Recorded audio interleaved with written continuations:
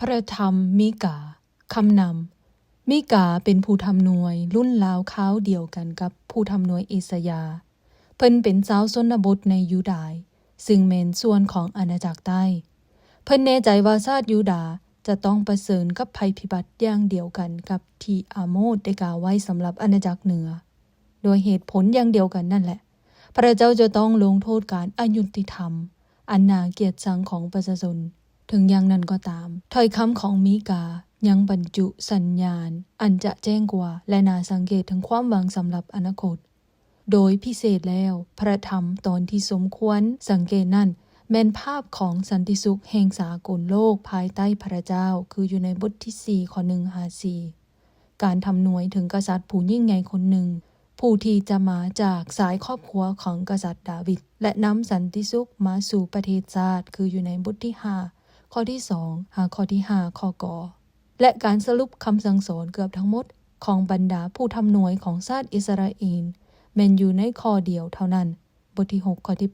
8สิ่งที่พระองค์ต้องการจากพวกเขานั้นแม้นดังนี้เฮ็ดสิ่งที่ถูกต้องแสดงความรักอันมั่นคงและใช้ชีวิตในความสามัคคีธรรมกับพระเจ้าของพวกเขาด้วยความทำใจบทที่1ข้อที่1พระธรรมเรื่องนี้บรรจุถ้อยคำที่พระเจ้ายาเวห์ทรงถึงมีกาชาวเมืองโมเรเซตอยู่ในสมัยของเจ้าโยธาม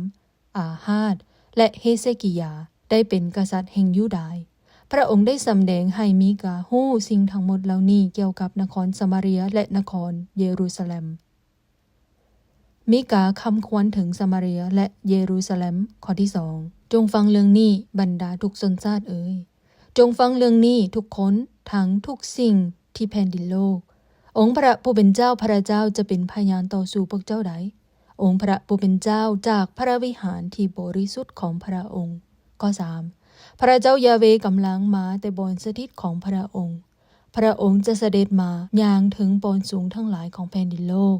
ข้อ4แล้วภูทั้งหลายก็จะละลายสิ้นอยู่ใต้ตีนของพระองค์ดังขี้ผึ้งละลายเมื่อมันถูกไฟฮ้อนภูเขาทั้งหลายนั้นจะเจือลงสู่หอมภูทั้งหลาย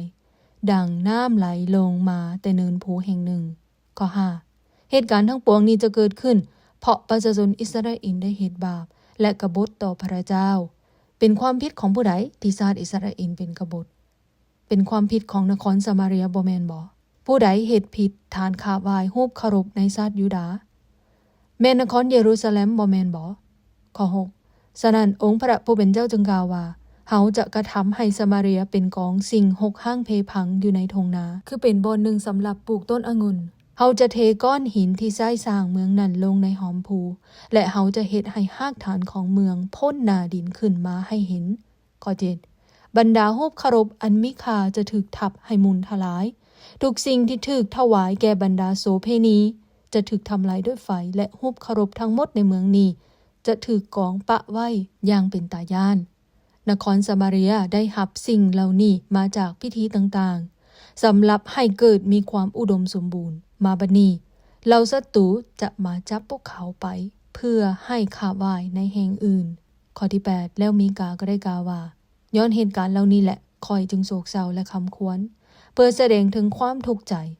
คอยจะย่างไปตีนเป่าและเปื่อยตัวคอยจะฮ้อนเหมือนดังหมาป่าและอืดค้างดังนกกระจอกเทศข้อ9บาดแผลของนครสมาเรียรักษาให้ดีบ่ได้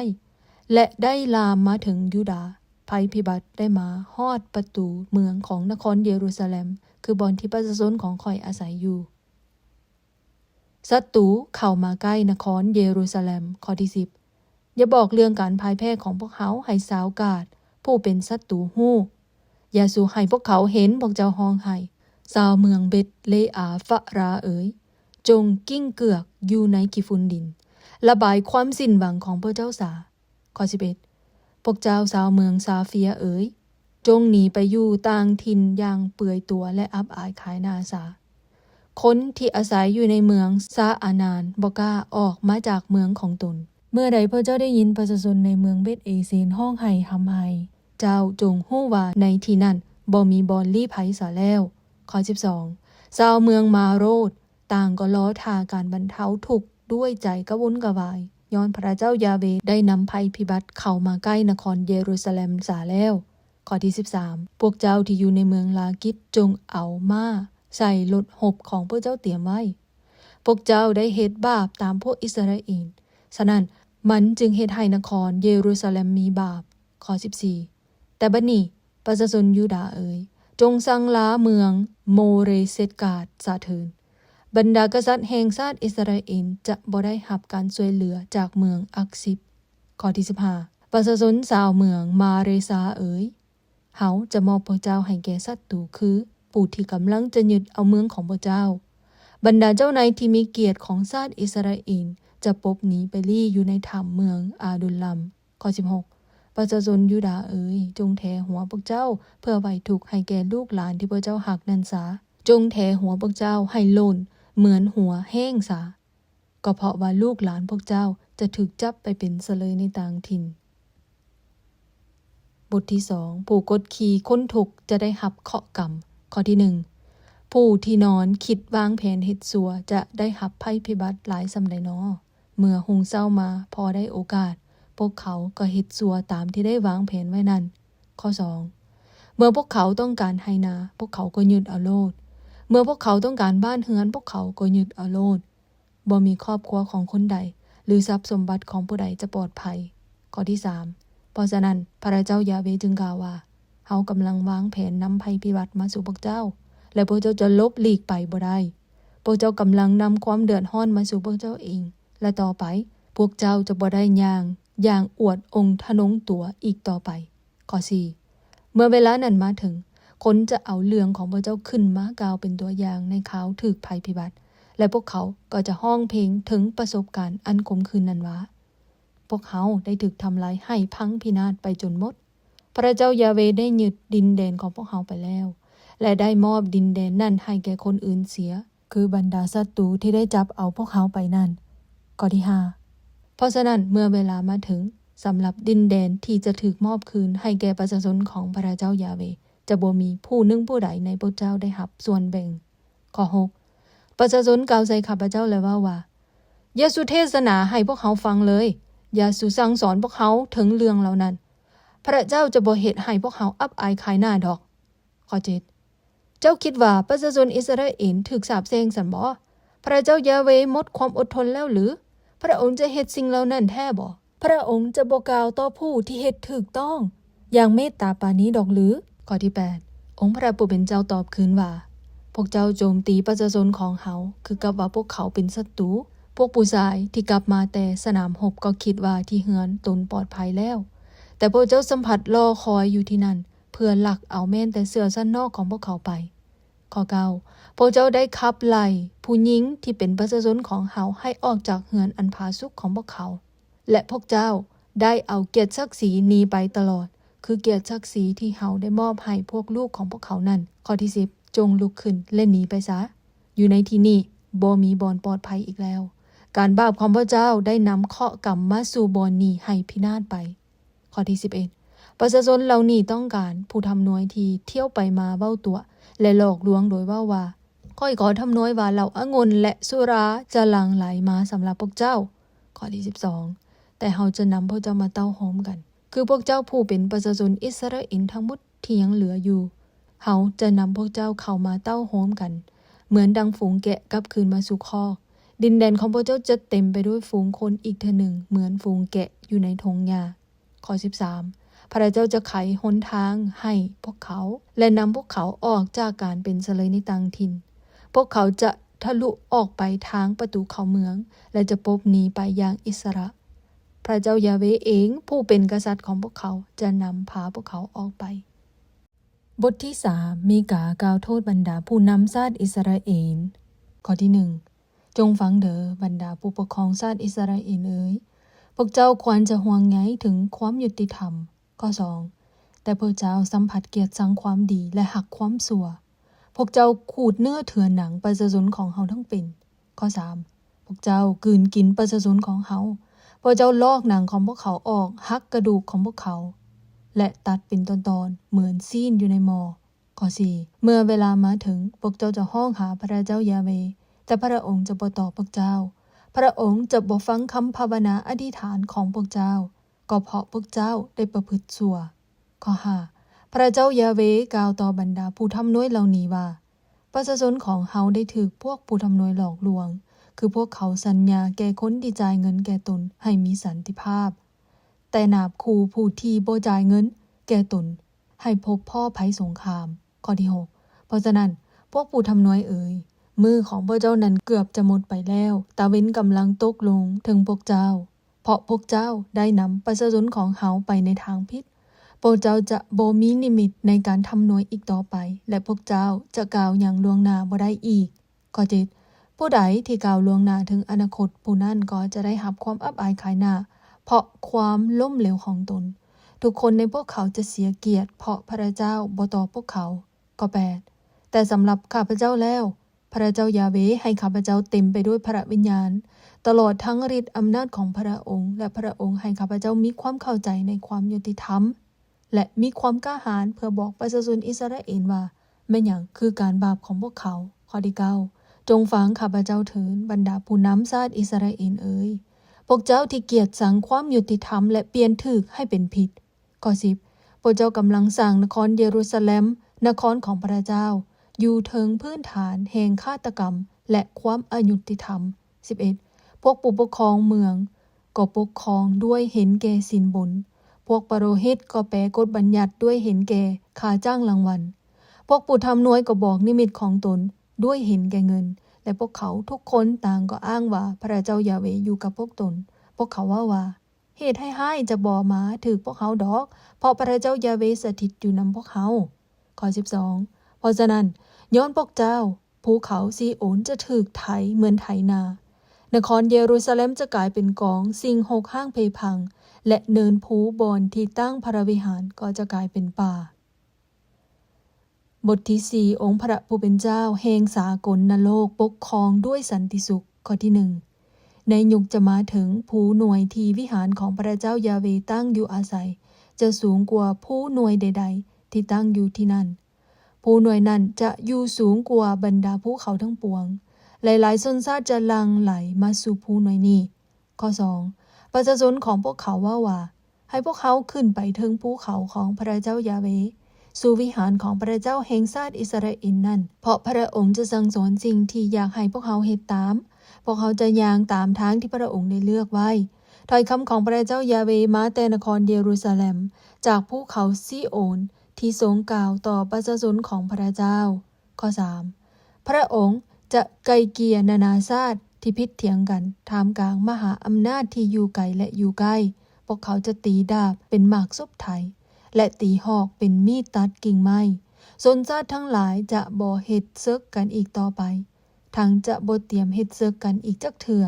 ข้อ4ทุกๆคนจะอยู่นำกันอย่างสงบสุขท่ามกลางสวนองุ่นและต้นหมากเดือและบ่มีผู้ใดจะเฮ็ดให้พวกเขาย่านกลัวเลยปากของพระเจ้ายาเวองค์ทรงฤทธิ์อำนาจยิ่งใหญ่ได้กล่าวดังนี้แหละข้อที่5แต่ละชนชาติต่างก็คาไหว้และเสือฟังน้ำพระของตนแต่พวกเขาจะนมัสการและเสือฟังพระนามของพระเจ้ายาเวพระเจ้าของพวกเขาตลอดไปเป็นนิจชาติอิสราเอลจะกลับคืนสู่ดินแดนเดิมข้อที่6พระเจ้ายาเวกล่าวว่าเวลานั้นกำลังมาถึง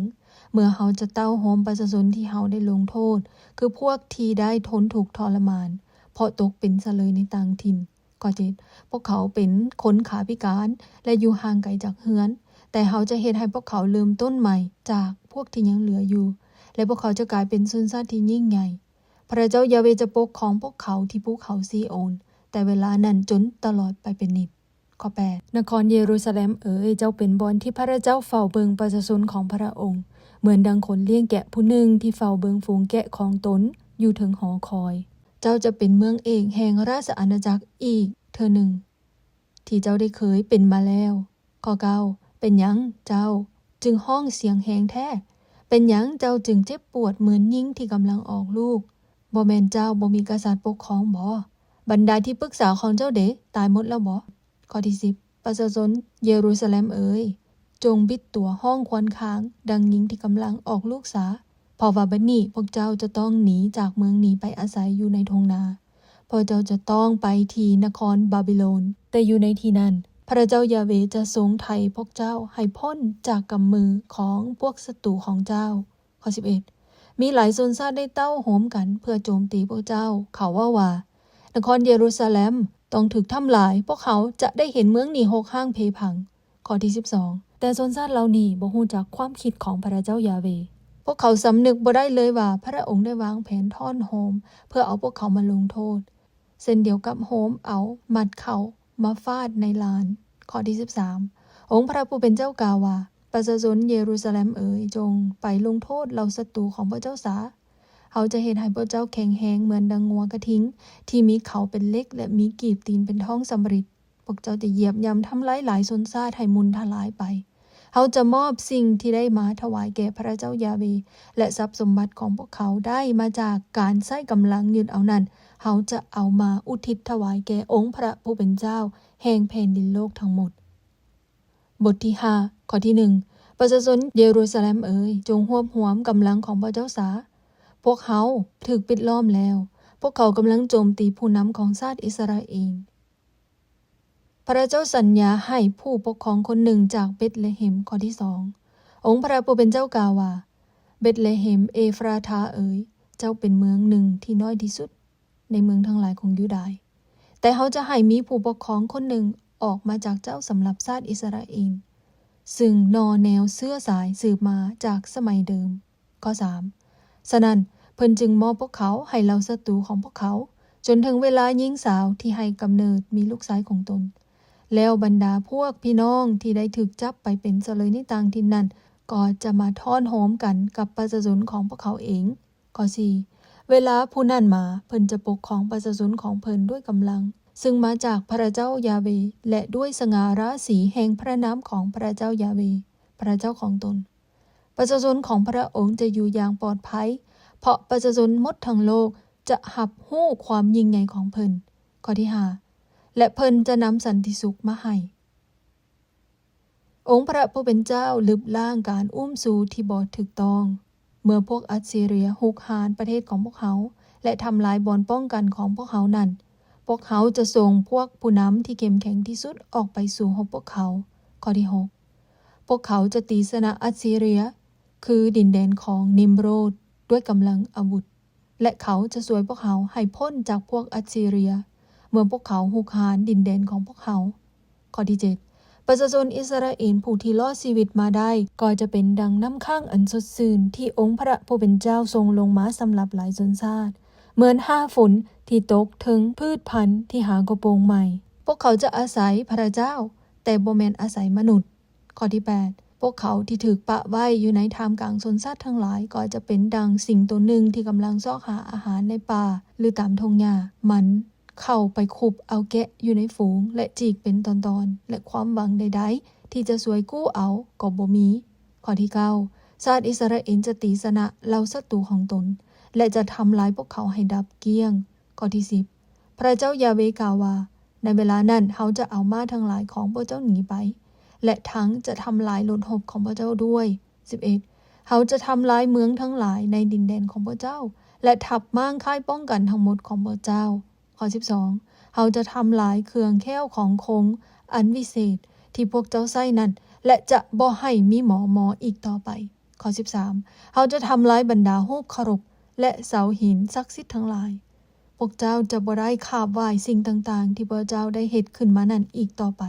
ข้อที่14เขาจะถอนรูปต่างๆของเจ้าแม่อาเซราในดินแดนของพระเจ้าทิมและจะทำลายเมืองต่างๆของพวกเจ้าอีกด้วย15และด้วยความโกรธร้ายอันใหญ่ของเขาจะแก้แค้นชนชาติทั้งหลายที่บ่เชื่อฟังเขาบทที่6องค์พระผู้เป็นเจ้าสู่ความกับชาติอิสราเอลข้อที่1จงฟังพระเจ้ายาเวห์สู่ความกับชาติอิสราเอลจงลุกขึ้นเถิดและเสนอคดีของพระองค์ให้ผู้และเนินผู้ทั้งหลายฟังพระองค์กล่าวข้อ2ภูเขาทั้งหลายเอ๋ยเจ้าซึ่งเป็นทากฐานอันตลอดไปของแผ่นดินโลกนี้จงฟังคดีของพระเจ้ายาเวห์เถิดพระเจ้ายาเวห์มีคดีต่อสู้ประชาชนของพระองค์กำลังกล่าวโทษต่อสู้ประชาชนอิสราเอลข้อ3ประชาชนของเฮาเอ๋ยเฮาได้กระทำอย่างใดให้แก่พวกเจ้าเฮาได้วางภาระหนักอันใดแดให้แก่พวกเจ้าจงตอบเฮามาเบิ่งข้อที่4เฮาได้นำพวกเจ้าออกมาจากประเทศอียิปต์ เฮาได้กอบกู้เอาพวกเจ้าออกมาจากการเป็นทาสทับไส้เฮาได้ใช้โมเสสอาโรนและมิริอามให้นำพาพวกเจ้าข้อ5ประชาชนของเฮาจงระลึกถึงสิ่งที่กษัตริย์บาลากแห่งโมอาบได้วางแผนต่อสู้พวกเจ้าและบาลาอามลูกชายของเบออได้ตอบเพิ่นว่าอย่างไรจงระลึกถึงเหตุการณ์ต่างๆที่ได้เกิดขึ้นตามทางแต่ค่ายพักที่ซิดติมหากินการจงระลึกถึงสิ่งเหล่านี้และพวกเจ้าก็จะสำนึกถึงสิ่งที่พระเจ้ายาเวได้เฮ็ดเพื่อช่วยชีวิตของพวกเจ้าองค์พระผู้เป็นเจ้าต้องการหยังข้อที่6เมื่อข้าพเจ้ามานมัสการพระเจ้ายาเวและก้มขาบต่อหน้าพระเจ้าแห่งฟ้าสวรรค์ข้าพเจ้าจะเอาหยังมาถวายแก่พระองค์ข้าพเจ้าจะนำเอาลูกงัวโตตุ้ยพีดีที่สุดมาเผาเป็นเครื่องบูชาถวายแก่พระองค์บ่ข้อ7พระเจ้ายาเวจะพอใจบ่ถ้าข้าพเจ้านำแกะ1,000 ตัวหรือน้ำมันมะกอกเทศอันบ่หมดเป็นจักเทื่อมาถวายแก่พระองค์ข้าพเจ้าควรจะถวายลูกกบแก่พระองค์เพื่อเป็นค่าไถ่การบาปของข้าพเจ้าบ่ข้อที่8บ่แม่นดอกพระเจ้ายาเวได้บอกพวกเฮาว่าแม่นหยังเป็นสิ่งที่ดีสิ่งที่พระองค์ต้องการจากพวกเฮานั้นแม่นดังนี้เฮ็ดสิ่งที่ถูกต้องแสดงความหักอันมั่นคงและใช้ชีวิตในความสามัคคีธรรมกับพระเจ้าของพวกเฮาด้วยความถ่อมใจข้อ9การยำเกรงพระเจ้ายาเวเป็นการฉลาดพระองค์ห้องใส่เมืองนั้นว่าจงฟังเถิดพวกเจ้าประชาชนที่ประชุมกันอยู่ในเมืองข้อ10ในเฮือนของคนชั่วมีทรัพย์สมบัติหลายอย่างซึ่งพวกเขาได้มาในทางบ่สัตย์ซื่อพวกเขาใส่ตาสิ่งปลอมเป็นสิ่งที่เฮาเกลียดชังข้อ11เฮาจะยกโทษให้แก่ผู้ใส่ตาสั่งและตาสิ่งปลอมได้บ่12พวกเจ้าคนหังมีหาผลประโยชน์นำคนยากจนและพวกเจ้าทุกคนล้วนแต่เป็นคนขี้ตัว13ฉะนั้นเฮาจึงได้ลงมือเฮ็ดให้พวกเจ้าถึงความพินาศและความจิบหายย้อนพวกเจ้าเฮ็ดบาป14พวกเจ้าจะกินแต่จะบ่ฮู้อิ่มตามความจริงแล้วพวกเจ้ายังจะหิวอยู่เรื่อยๆพวกเจ้าจะได้สิ่งของหลายอย่างมาแต่พวกเจ้าจะทอนโหมไว้บ่ได้ทุกสิ่งที่พวกเจ้าจะสะสมไว้เฮาจะทำลายสิ่งนั้นด้วยภัยสงคราม15พวกเจ้าจะหว่านเม็ดพืชแต่พวกเจ้าจะบ่ได้เก็บเกี่ยวพวกเจ้าจะบีบเอาน้ำมันจากมะกอกเทศแต่จะบ่ได้ใช้มันพวกเจ้าจะเฮ็ดเหล้าองุ่นแต่จะบ่ได้ดื่มมัน16เหตุการณ์นี้จะเกิดขึ้นเพราะพวกเจ้าได้เฮ็ดชั่วตามกษัตริย์อมรีและกษัตริย์อาฮาบลูกชายของเพิ่นพวกเจ้าได้สืบต่อเฮ็ดตามกฎเกณฑ์ต่างๆของพวกเขาเพราะฉะนั้นเฮาจึงจะนำพวกเจ้าไปสู่ความจิบหายและทุกคนจะดูถูกพวกเจ้าประชาชนทุกบอนจะเฮ็ดต่อพวกเจ้าด้วยความย่อหยันบทที่7ศีลธรรมของชาติอิสราเอลเสื่อมโทรมข้อที่1หมดหวังซะแล้วข้าพเจ้าเป็นดังคนอึดหิวผู้หนึ่งที่หาหมักไม้ฤดูร้อนกินแต่บ่พบและหมักองุ่นในสวนก็บ่มีเลยหมักองุ่นและหมักเดือได้ถูกเก็บไปหมดซะแล้วข้อที่2อยู่ในดินแดนบ่มีคนสุจริตเหลืออยู่เลยบ่มีจักคนเดียวที่สัตย์ซื่อต่อพระเจ้าทุกคนต่างก็หาโอกาสเพื่อฆ่าฟันลันแทงซึ่งกันและกันทุกคนต่างก็ตามลาพี่น้องร่วมชาติของตนเองข้อ3พวกเขาล้วนแต่เป็นนักเชี่ยวชาญในการเฮ็ดชั่วบรรดาเจ้าหน้าที่และผู้ตัดสินความก็ถามหาสินบนคนที่มีอิทธิพลก็ถึงสิ่งที่ตนต้องการฉะนั้นพวกเขาจึงวางอุบายใส่กันและกันข้อ4แม้แต่คนดีและคนสุจริตกว่าหมู่ในพวกเขาก็เป็นดังกอน้ำวันแห่งการลงโทษของพระเจ้ามาถึงแล้วซึ่งประกาศโดยผู้เฝ้ายามคือผู้ทำนวยวันนี้พวกเขากำลังสับสนวุ่นวายข้อ5อย่าเชื่อเพื่อนบ้านหรือไว้ใจเพื่อนมิตรของตนจงระวังในสิ่งที่พวกเจ้าเว้าแม้แต่กับเมียของพวกเจ้าก็ดีข้อ6ในยามนี้แหละลูกชายจะดูถูกพ่อของตนว่าโง่จ้าลูกสาวก็จะต่อสู้แม่ของตนและลูกไผ่จะต่อสู้แม่ย่าของตนแม้แต่สมาชิกอยู่ในครอบครัวเดียวกันก็จะกลายเป็นศัตรูกันข้อ7แต่ข้าพเจ้าจะเฝ้าคอยคอยหาพระเจ้ายาเวข้าพเจ้าจะรอท่าพระเจ้าผู้จะช่วยข้าพเจ้าให้พ้นด้วยความเชื่อมั่นตายใจพระเจ้าของข้าพเจ้าจะฟังข้าพเจ้าองค์พระผู้เป็นเจ้านำความพ้นมาให้ข้อที่8เราศัตรูของพวกเขาบ่มีเหตุผลหยังที่จะย่อเย้ยพวกเขา พวกเขาล้มลงแต่จะลุกขึ้นใหม่เวลานี้พวกเขาอยู่ในความมืดแต่พระเจ้ายาเวจะให้ความสว่างแก่พวกเขาข้อ9พวกเขาได้เฮ็ดบาปต่อสู่พระเจ้ายาเวดังนั้นบัดนี้พวกเขาจึงต้องยอมอดทนต่อความโกรธให้ของพระองค์ส่วนระยะหนึ่งแต่ในที่สุดพระองค์จะป้องกันพวกเขาไว้และเฮ็ดให้ผู้ที่กล่าวผิดต่อพวกเขานั้นพ่ายแพ้คดีไปพระองค์จะนำพวกเขามาสู่แสงสว่างและพวกเขาก็จะมีชีวิตอยู่จนเห็นพระองค์สวยสู่พวกเขาให้พ้นข้อ10แล้วเหล่าศัตรูของพวกเขาก็จะเห็นสิ่งนี้และได้รับความอับอายขายหน้าคือเหล่าศัตรูผู้เดียวกันที่เว้าทับถมพวกเขาว่าพระเจ้ายาเวพระเจ้าของพระเจ้านั้นอยู่ไสพวกเขาจะเห็นพวกเขาพ่ายแพ้ถูกเหยียบย่ำลงเหมือนดังเหยียบขี้ตมตามถนนหนทางข้อ11ประชาชนเยรูซาเล็มเวลาที่จะสร้างกำแพงเมืองขึ้นใหม่กำลังมาฮอดในเวลานั้นเขตแดนของพระเจ้าจะขยายออกไปประชาชนของพระเจ้าจะกลับคืนมาหาเจ้าจากทุกหนทุกแห่งคือจากอัสซีเรียทางทิศตะวันออกจากประเทศอียิปต์ทางทิศใต้จากขงเขตของแม่น้ำเอฟรัตจากทะเลและภูเขาต่างๆที่ห่างไกล13แต่แผ่นดินโลกจะกลายเป็นถิ่นแห่งแล้งกันดารย้อนความชั่วของคนที่อาศัยอยู่ในที่นั้น